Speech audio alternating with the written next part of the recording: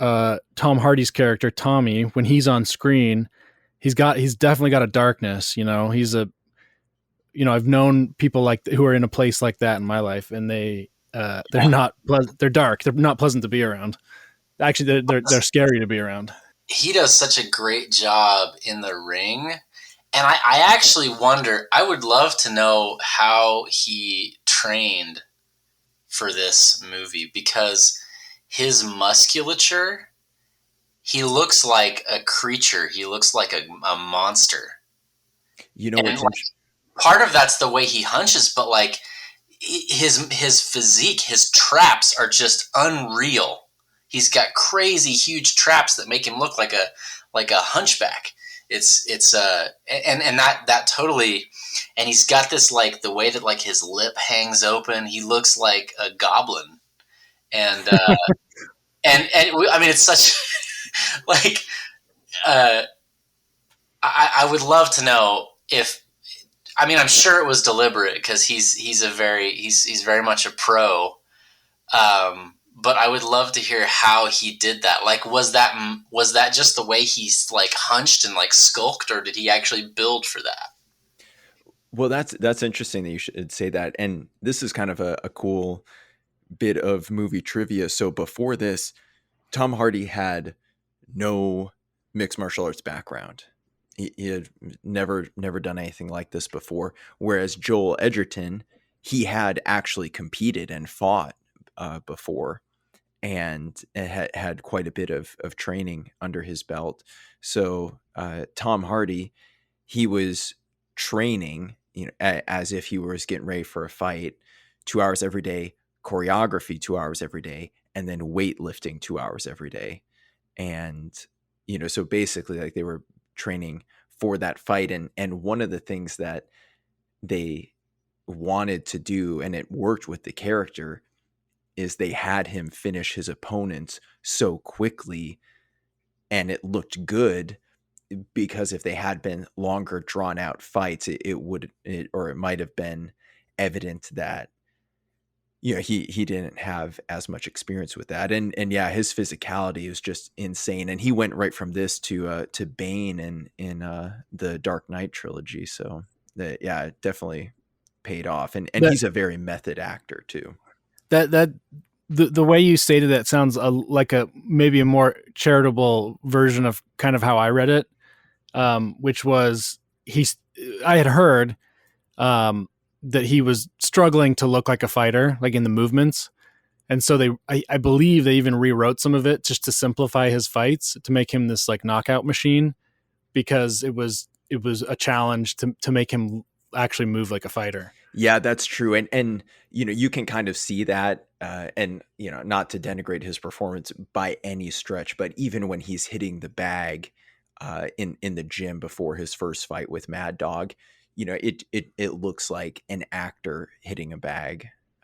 And he's a very good actor. As for the physique, and you guys both know a lot more about this than I do.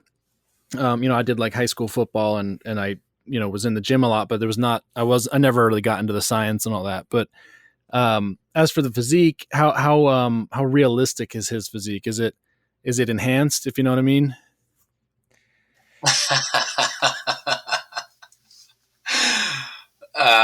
Brett, what do you think? A lot of people say that, and everyone's like, all actors, you use steroids to some degree. I'd like to give the benefit of the doubt. I don't think so. I mean, I've got, I'll send you guys some shirtless pics sometime, but I've got pretty good traps, not like that, but I don't train like he did. And some people just build certain muscle groups much different and much bigger. My biceps, they can get really big as opposed to, some other muscles. So I think he was good. I think he looked pretty natural. And if you see, like, him training behind the scenes, you can kind of see that natural progression. It's like, oh, this must have been like their first month. Oh yeah, that's much later during the shoot. Well, he'd done that Bronson movie as well, where he's yoked. Yeah. So and in both of them, he's not like 8% body fat. he's not. I buy it. I buy it. He could get there. Some of them, he looks scarier than others. And there's also the element of like, who cares? Like if he was like cheating in a sport, that would be one thing. But like, if he wants to go on gear to get his physique dialed in so that he can do this movie, like,